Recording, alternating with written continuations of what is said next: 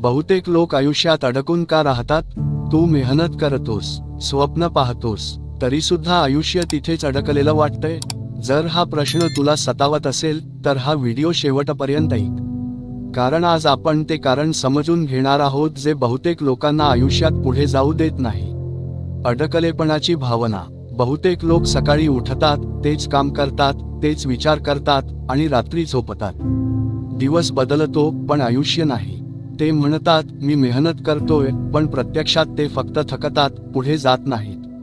कारण मेहनत आणि योग्य दिशा या दोन वेगळ्या गोष्टी आहेत. कारण क्रमांक 1, कम्फर्ट झोन. सर्वात मोठं कारण आहे कम्फर्ट झोन. आपल्याला जे ओळखीचं आहे ते सुरक्षित वाटतं. जरी ते आयुष्य तुला दुखवत असलं तरी सुद्धा ते बदलायला भीती वाटते.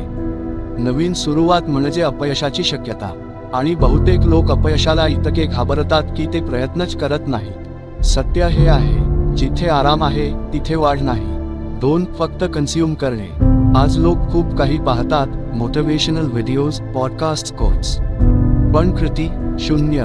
माहिती घेणं सोपं आहे, कृती करणं कठीण. लोक स्वतःला फसवतात, आज ऐकलं उद्या करीन. उद्या कधीच येत नाही. ज्ञान उपयोगी ठरतं फक्त ते कृतीत बदललं तरच. 3, परफेक्ट टाइमची वाट. थोडं अजून तयार झालो की सुरू करीन, योग्य वेळ आली की करीन.